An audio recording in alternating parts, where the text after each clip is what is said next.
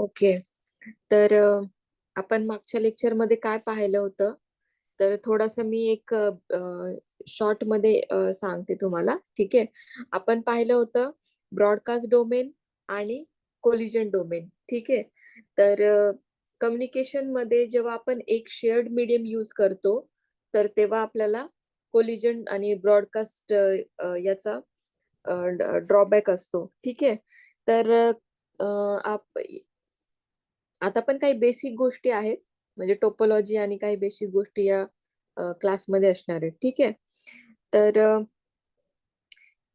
तर सर्वात आधी मी आज ना तुम्हाला सांगते की बँडविड्थ काय असते. ठीक आहे. आपण बोलतो ना बँडविड्थ, शब्द ऐकलाय आपण. ठीक आहे. तर बँडविड्थ म्हणजे काय, की सपोज ही एक केबल आहे. ठीक आहे. आता हीच केबल मी अशी ड्रॉ केली. ठीक आहे.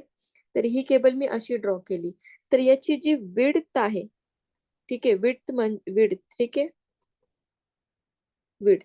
आता ही विड्थ म्हणजेच काय, बँड विड्थ. आता याचं एक एक्झाम्पल म्हणून तुम्हाला देते मी, की सपोज एक कार आहे. ठीक आहे. एक कार आहे. तर याच्यामध्ये कॅपॅसिटी आहे 8 लोक बसायची. ठीक आहे.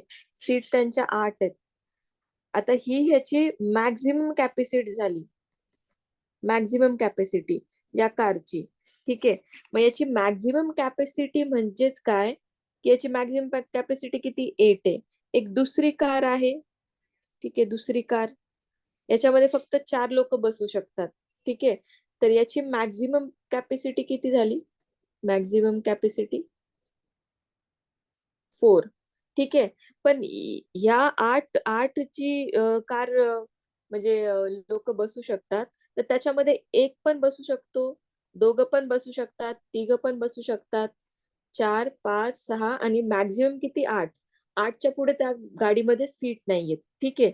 तसंच याच्यासाठी कसं, एक पण बसू शकतो, 2, 3 आणि मॅक्झिमम किती, 4. 4 नंतर नाही आपण याच्यामध्ये कोणाला ऍड करू शकत. आणि या गाडीमध्ये कसं, की 8 पेक्षा जास्त नाही कोणाला आपण बसवू शकत.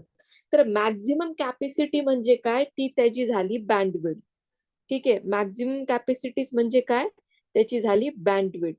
म्हणजे ही जी 8 कॅपॅसिटी वाली जी कार आहे, ठीक आहे, 8 कॅपॅसिटी वाली, तर तिची बँडविड्थ काय आहे, 8. आणि ही 4 कॅपॅसिटी वाली त्याची बँडविड्थ काय आहे, 4. पण जर एका वेळी जर सपोज 4च्या ऐवजी याच्यामध्ये जर सपोज 2च असतील, तर ती त्यावेळची त्यांची काय झाली, म्हणजे काउंटिंग झाली. ठीक आहे. आता सपोज सेम, आता हा ट्रान्समिशन मीडियम आहे.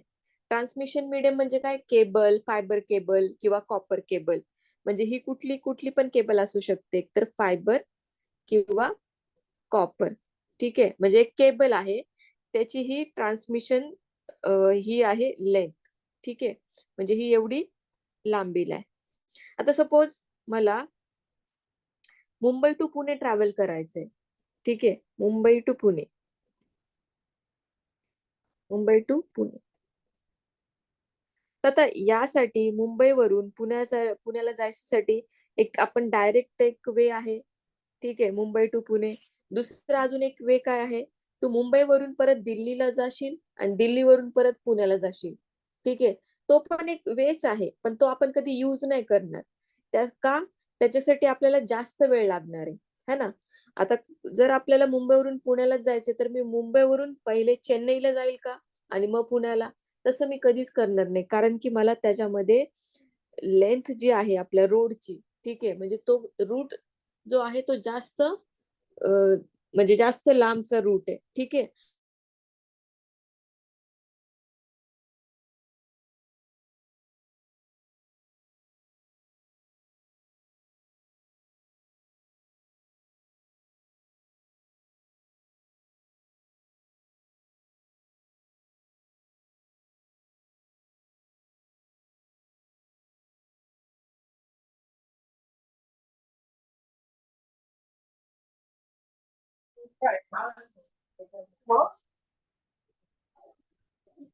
काय बावन्न टक्के म्हणजे काय काय लोक मला वाढीव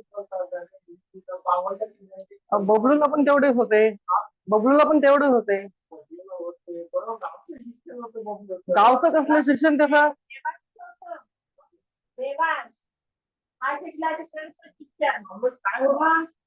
गाव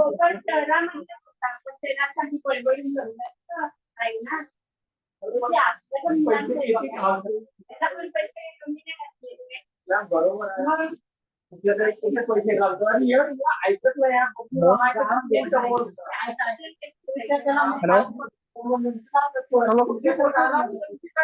वाचन कर वाचन कर अक्षय 40,000 रुपये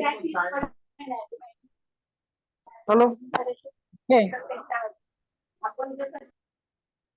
हॅलो मॅडम.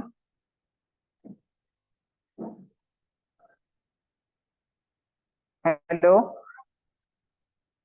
अक्षय. हा बोल. अरे तुझाच आवाज येतोय. मॅडम कुठे गेले? मॅडम दिसत पण नाही मला तर. मला पण नाही दिसत आहे. आवाज येत तुझं नाही. माईक तुझं माईक बंद करणार आहे. तुझ्याच घरी काय चाललंय? आवाज आलाय सगळं. Sorry sorry. हा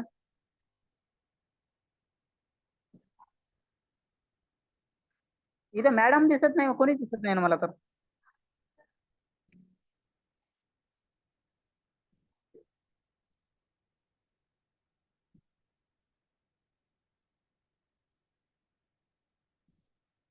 हॅलो अक्षय आवाज येतोय का? तुझा आवाज येतोय मला. विक्रम. मॅडमचा येत नाही. विक्रम पण काय बोलू ना. विक्रम पण नाही. मॅडमचा आवाज बी नाही. मॅडमचं माईक.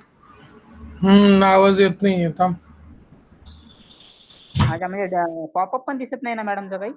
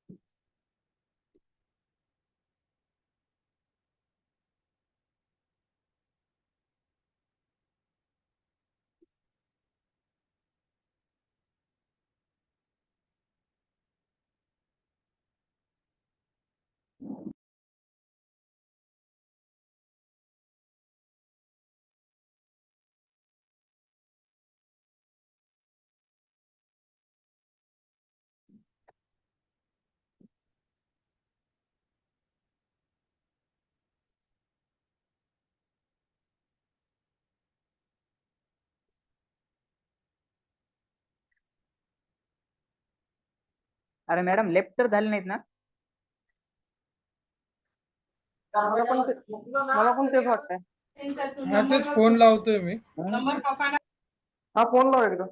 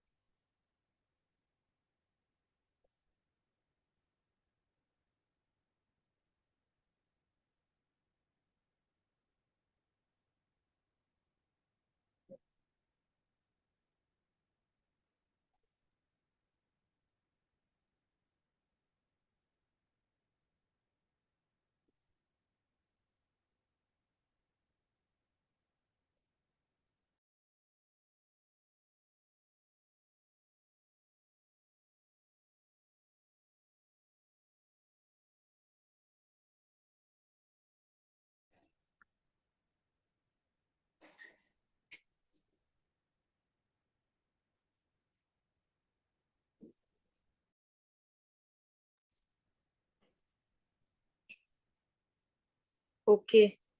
आता येतो आवाज? हा येतोय. आता येतोय. ओके. आणि स्क्रीन शेअर येतो आवाज. येतो आवाज. ठीक आहे. स्क्रीन दिसते का? नाही तुमचा फक्त डिस्प्ले फोटो दिसतो फक्त. आता दिसते का स्क्रीन? नाही.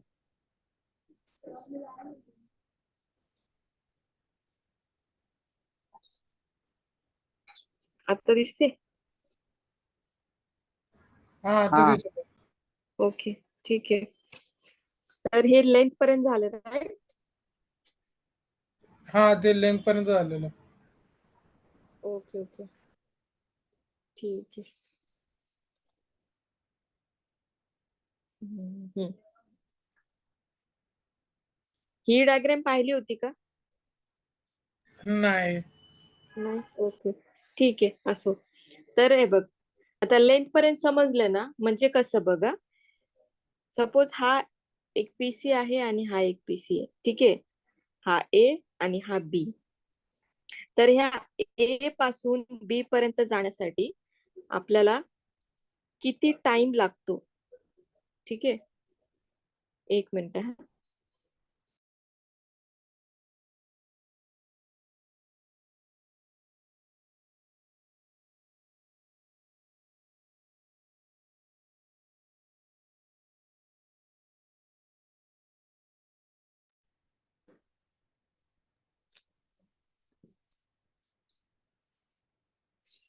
ठीक आहे, ही रेकॉर्डिंग इन प्रोग्रेस आहे का नाही तर?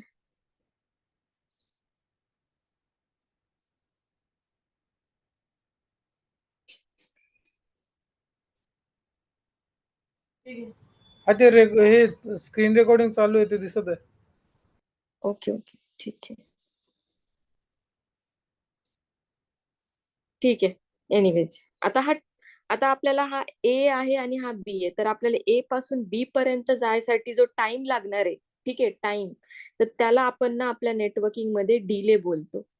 ठीक आहे, डिले किंवा लेटेन्सी. ठीक आहे. आता ही व्हॅरिएबल असते, फिक्स नसते. सपोज आता ए पासून बी हा जरा दूर अंतरावर आहे, तर ह्याच्यासाठी लेटेन्सी वेगळी असणार आणि याच्यासाठी लेटेन्सी वेगळी असणार, कारण की हे कमी डिस्टन्स आहे आणि हे वाला डिस्टन्स जास्त डिस्टन्स आहे. ठीक आहे, म्हणजे ही टाइम जो लागतो त्यासाठी आपण काय बोलणार? डिले किंवा लेटेन्सी. पण मोस्टली आपण काय बोलतो? लेटेन्सी. जेव्हा पण आपल्या इथे काय पॅकेट ड्रॉप्स इश्यू किंवा हे असतं, तेव्हा आपण काय बघतो की लेटेन्सी आहे का पॅकेटला, जेव्हा स्पीड इश्यू येतो तेव्हा. ठीक आहे. दुसरी गोष्ट, बँडविड्थची डेफिनेशन ऐकलेली का तुम्ही? नाही ना? ठीक आहे. तर आता बँडविड्थ म्हणजे काय? एकच मिनिट.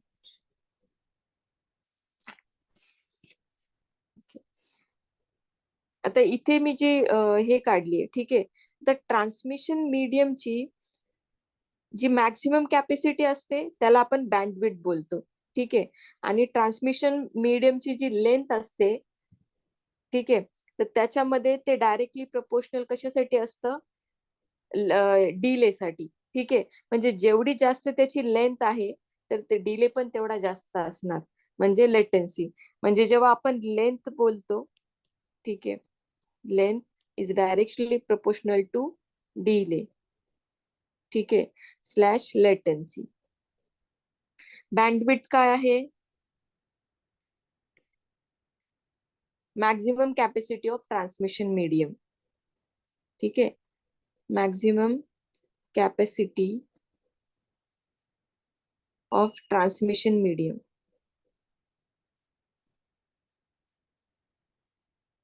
ठीक आहे.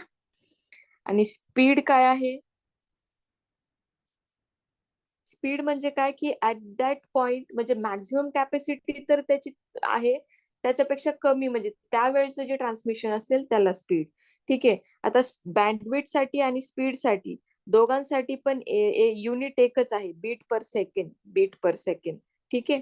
याच्यामध्ये कोणाला काही अडचण? समजलं सर्वांना हो बँडविड्थ? समजलं. येस. बँडविड्थ आपण, मी इथे काय तुम्हाला समजून सांगायचा प्रयत्न करते. बँडविड्थ काय? Maximum capacity. म्हणजे आपल्याकडे जी 8 सीटरची गाडी आहे ती त्याची मॅक्सिमम कॅपॅसिटी झाली, पण आता सध्या त्यात 4च जण बसलेत, म्हणजे ती त्याची स्पीड झाली. ठीक आहे. तसंच आपल्याकडे किती 5 Gbps ची लिंक घेतली आपण. ठीक आहे, 5 GB ची लिंक घेतली, ती त्या ट्रान्समिशन मीडियम, म्हणजे ही 5 GB एका वेळी कॅरी करू शकते पूर्ण या ट्रान्समिशन मीडियम मधून. पण जर एका वेळी 5 GB पेक्षा जास्त नाही होऊ शकत. कमी होऊ शकतं. मे बी आताच्या टाइमला इथे 1 GB कॅरी होत असेल, तर ती त्याची झाली स्पीड. जेव्हा आपण पाय आय रेटची कमांड मारतो इंटरफेसला, ती आपल्याला ऍक्च्युअल स्पीड दिसते. ठीक आहे. आणि इंटरफेसवर जी आपण कॅपिंग करतो, म्हणजे जी बॉन्ड करतो बाइंडिंग, त्याला आपण बँडविड्थ बोलणार. ठीक आहे. समजलं स्पीड आणि बँडविड्थ मधला फरक? ठीक आहे. हो हो. हा, आणि लेंथ आणि लेंथ ही डायरेक्टली प्रोपोर्शनल कोणाच्या असते? डिले किंवा लेटेन्सी. म्हणजे जेवढा जास्त आपल्याकडे हे असेल, जेवढी जास्त ट्रान्समिशन मीडियमची लेंथ असेल, तेवढा जास्त त्याला वेळ लागणार. ठीक आहे. ओके.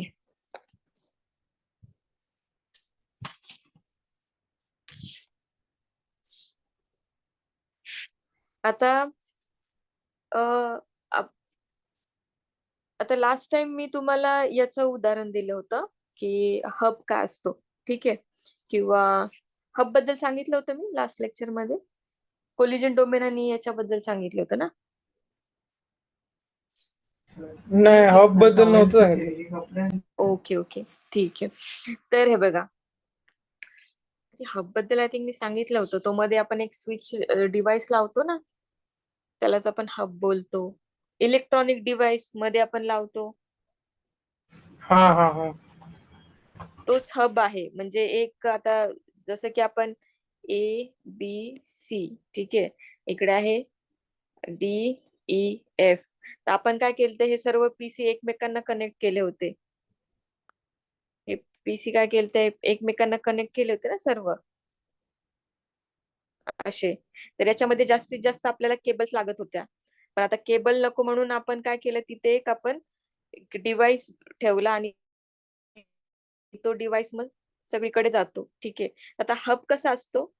हब हब मध्ये सपोज हा तुझा, इथे तुझा सिग्नल जातोय. ठीक आहे. आणि पुढे तुला अजून 3 सिग्नल तू पाठवू शकतो. आणि इथे जर तू हब लावलास, तर हा येणारा सिग्नल आहे ना, तो इकडे सगळ्यांकडे पास होतो. आणि हा इथे ऍज अ रिपीटर काम करतो. म्हणजे येणारे सिग्नल्स आहेत ना, ते थोडे डिग्रेड होतात.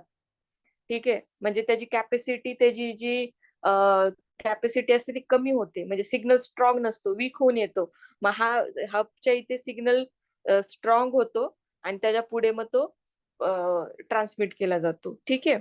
तर आता हा हब मध्ये काय होतं की एक त्याच्यामध्ये पीएनपी ट्रान्झिस्टर आपण लावलेला होता. तर आता याच्यामध्ये कसं झालं की याच्यामध्ये कोलिजन डोमेन आणि ब्रॉडकास्ट डोमेन हा याच्यामध्ये प्रॉब्लेम आहे. ठीक आहे.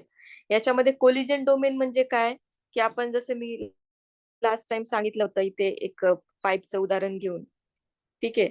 याच्यामध्ये जेव्हा एका वेळी सगळेच आपण डेटा सेंड करतो, तर यावेळी काय होतं, डेटाची टक्कर होते. इथे इथे कोलिजन होतं डेटाचं. ठीक आहे.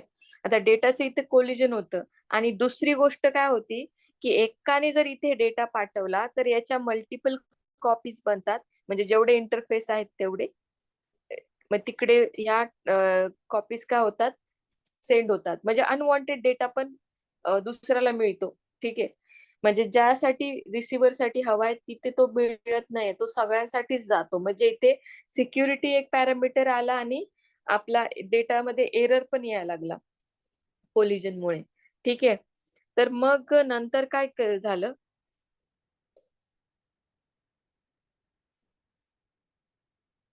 ठीक आहे. आता हब मध्ये काय 2 इश्यू यायला लागले? 2 इश्यू कुठले होते हब मध्ये? कोलिजनचा आणि दुसरा कुठला? ब्रॉडकास्टिंगचा. ठीक आहे. मग आता एक इंजिनियर कसा असतो की ना, कुठला पण इश्यू असेल ना, तो ऍड्रेस करतो आणि त्यासाठी एक वेगळं काहीतरी सोल्युशन काढायची त्याच्यामध्ये बुद्धिमत्ता असते, है ना. म्हणजे जसं कुठला इश्यू आला, सपोज हे डिव्हाइस आहे, तर त्याची डिझाईन एवढी काही खास नाहीये त्याच्यामध्ये. म्हणजे बनवलं डिव्हाइस जेणेकरून, म्हणजे जसं फुल मेश टोपोलॉजी होती, तर त्याच्यामध्ये काही ड्रॉबॅक्स होते. ते स्केलेबल नेटवर्क नव्हतं. त्याच्यामुळे नंतर मग आपण काय बस टोपोलॉजी वरती आलो. पण बस टोपोलॉजी मध्ये पण इश्यू आला की कोलिजन आणि ब्रॉडकास्ट होत आहे. ठीक आहे. आणि त्याच्यामध्ये सिक्युरिटी पण इश्यू आहे. म्हणून आपण रिंग टोपोलॉजी हे हे आपण हे पाहिलं टोकन रिंग पण पाहिली. तर त्याच्यामध्ये कसं होतं की एक टाइम पिरियड दिला जातो. त्या टाइम पिरियड मध्ये तुम्ही डेटा सेंड करा आणि जर तो डेटा नाही त्या टाइम पर्यंत सेंड झाला तर आपण तेव्हा नाही सेंड करू शकत. दुसऱ्याचा हे होतं दुसऱ्याचा म्हणजे टर्न येईपर्यंत तो डेटा नाही, म्हणजे त्यावेळेला कोलिजन तर आपण स्टॉप केलं पण ब्रॉडकास्टिंगचा इश्यू राहिला. ठीक आहे. तर आता मग झालं असं की आपल्याकडे ना कुठलंही डिव्हाइस डिझाईन करताना तर त्याच्यामध्ये 2 लँग्वेजेस असतात. एक हार्डवेअर लँग्वेज, ठीक आहे, हार्डवेअर लँग्वेज, आणि दुसरी असते सॉफ्टवेअर लँग्वेज. ठीक आहे. तर आता मला हे डिव्हाइस नकोय म्हणून मी काय करते, एक नवीन डिव्हाइस शोधते. त्याच्यामध्ये मी मी काय केलं, एक प्रोग्राम बनवला. ठीक आहे. आता आपल्याकडे हार्डवेअर लँग्वेज कुठल्या कुठल्या आहेत, जसं VHDL झालं, ठीक आहे, VLSI, ठीक आहे. सॉफ्टवेअर लँग्वेज म्हणजे काय, C++, जावा, या प्रोग्रामिंग लँग्वेजेस. हार्डवेअर म्हणजे जेव्हा आपण आपला PC आहे, लॅपटॉप आहे, मोबाईल आहे, त्याच्यामध्ये हार्डवेअर लँग्वेज आहे. ठीक आहे, त्या पर्टिक्युलर डिव्हाइस साठी. आणि सॉफ्टवेअर लँग्वेज म्हणजे एखादं सॉफ्टवेअर आपण बनवतो तेव्हा. ठीक आहे. तर आता सॉफ्टवेअर लँग्वेज मध्ये कसं असतं ना, सपोज मला 2 गोष्टींची ऍडिशन करायची, म्हणजे 2 माझे नंबर आहेत. सपोज 2 + 1 = काय, 3. तर आता सपोज सॉफ्टवेअर आहे, तर मी प्रोग्राम काय लिहिणार, A = 2, B = 1, आणि मग मी काय करणार, A + B = C. मग आता C चं काय असणार इथे, मग A + B काय येणार, 2 + 1, आणि मग आता असा प्रोग्राम एक्झिक्यूट होणार. आता इथे कसं, एक आधी हा इनपुट आला, त्याच्यानंतर हा, म्हणजे सेकंड टाइम हे एक्झिक्यूट झालं, थर्ड टाइम हे एक्झिक्यूट झालं. म्हणजे कसं, इथे सिरीज वाईज हा प्रोग्राम एक्झिक्यूट होतो. ठीक आहे, एका वेळी एकच. पण हार्डवेअर लँग्वेज मध्ये तसं नाहीये. हार्डवेअर लँग्वेज मध्ये कसं असतं, तुझे अँड आणि ऑर गेट यूज होतात. सपोज हा असं आहे, ठीक आहे, हे असे आपण बी ला वगैरे पाहिले होते. ठीक आहे, असं. तर इथे असं कधी पाहिलं असेल तुम्ही लोकांनी की असं, ठीक आहे, हे वाले. आता इथे कसे, सपोज हा सी आहे, A + B, ठीक आहे, हे तुमचे इनपुट वगैरे आहेत. तर आता या हार्डवेअर लँग्वेज मध्ये कसं आहे ना, की एका वेळी तुझे इनपुट आहेत ना, एका वेळी दोन्ही पण इनपुट येणार. सपोज इथे A आणि आता B आहे. त्यामुळे काय होतं की याचं जे आहे फास्ट एक्झिक्युशन होतं, आणि हे सिरीज मध्ये होतं, ह्याच्यामुळे काय आहे ना, याचं स्लो एक्झिक्युशन होतं. Sorry,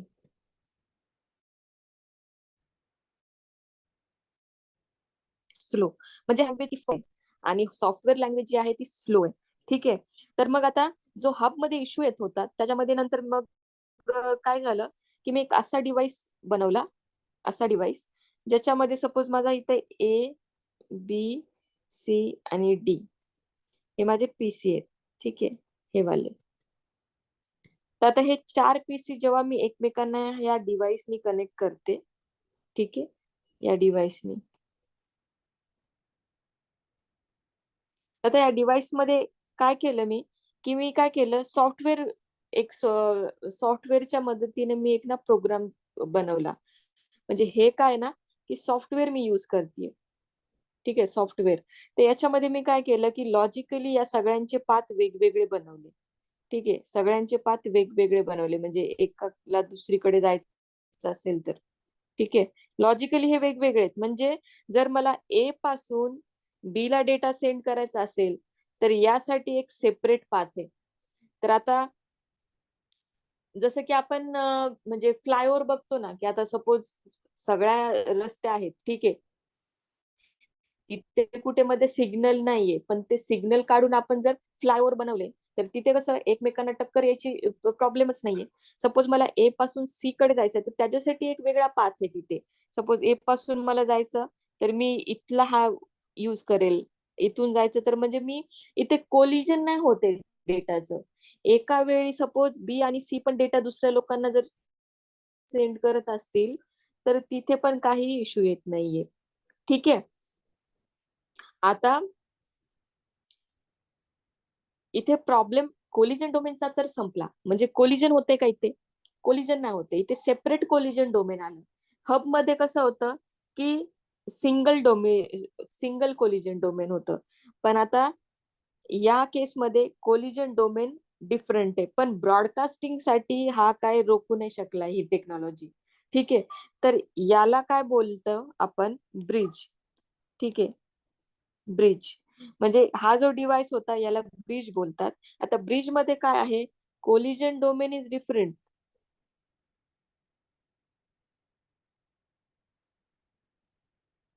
domain is different. ठीक आहे. But broadcast domain is same. ठीक आहे. But broadcast domain is same. म्हणजे समजलं? आधी काय होतं? कोलिजन आणि ब्रॉडकास्ट हे दोन्ही पण इश्यू होते. पण याच्यामध्ये काय कोलिजन डोमेन डिफरंट झाला. म्हणजे हा थोडासा आपल्याला आता एक सिक्युअर झाला. फक्त ब्रॉडकास्टिंगचा इश्यू आहे. पण कोलिजन नाही होत. म्हणजे डेटा जो आपण पाठवू त्याच्यामध्ये एरर नाही येते. जर दोघांनी सेम टायमिंगला डेटा जरी पाठवला तरी इथे एरर येणार नाही. पण काय झालं आता आपण बघा, आता ही आपण आता जे क्लास घेते मी, तर हे आधीच्या काळात पॉसिबल नव्हतं. ठीक आहे. कारण की तेव्हाचे डिव्हाइस एवढे ऍडव्हान्स नव्हते. तर आता सॉफ्टवेअर बेस आहे म्हणून काय झालं ना, हा स्लो आहे. खूप स्लो वर्क करत होता. म्हणजे एका वेळी एकच रिक्वेस्ट एक्झिक्यूट होत होती त्याची. म्हणजे एका वेळी एकच. ठीक आहे. म्हणून नंतर मग स्लोनेसचा इश्यू आहे. म्हणून नंतर काय झालं की हार्डवेअर बेस्ड एक डिव्हाइस डिझाईन केलं. हार्डवेअर बेस्ड म्हणजे डिव्हाइस सेमच आहे. ठीक आहे. म्हणजे हेच हेच डिव्हाइस. तर इथे हे माझे पीसी. ठीक आहे. म्हणजे सेम सेम कनेक्शन. मी जसं इथे केलंय तसं सेम. आणि हे सी. ठीक आहे. म्हणजे हा ए, बी, सी आणि डी. ठीक आहे. पण हा डिव्हाइस जो मी बनवला, हा डिव्हाइस, तर तो काय झाला, मी हार्डवेअर बेस्ड बनवला. ठीक आहे. Hardware based. तर याच्यासाठी मी काय केलं, याच्यामध्ये VHDL लँग्वेज वापरली. ठीक आहे. VHDL. तर आता याच्यामध्ये ना एक चिप असते. ठीक आहे. तर त्याच्यामध्ये कसं असतं की त्याला बोलतात ASIC. म्हणजे काय? Application specific integrated circuit. काय? Application specific integrated circuit.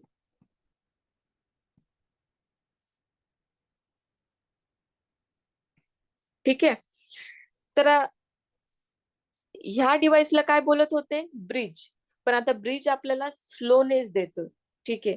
आणि नंतर जो डिव्हाइस आपण डिझाईन केला त्याला बोलतात स्विच. ठीक आहे. स्विच. आता आपण बोलतो ना रूट ब्रिज इलेक्शन, है ना.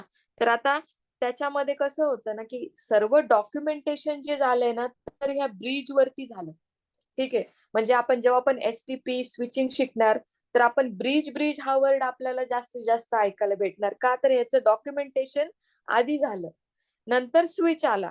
ठीक आहे. पण डॉक्युमेंटेशन तेच राहिलं. तर याच्यामध्ये कोणाला काही प्रॉब्लेम की स्विच आणि ब्रिज मध्ये समजलं काय की स्विच काय आहे, ब्रिज काय आहे? आता स्विच मध्ये पण काय ना सेम आहे की ते कोलिजन डोमेन वेगळे आहेत. Collision domain. पण ब्रॉडकास्ट डोमेन सेम आहे. म्हणजे स्विच आणि ब्रिज सेमच, फक्त तो होता तर सॉफ्टवेअर बेस होता ब्रिज, आणि हा येतं हार्डवेअर बेस्ड. याच्यामुळे काय झालं, हा डिव्हाइस खूप फास्ट वर्क करतो. ठीक आहे. त्याच्यानंतर मग आता हा ब्रिज मार्केटमध्ये कुठेच यूज होत नाही. ठीक आहे. समजलं?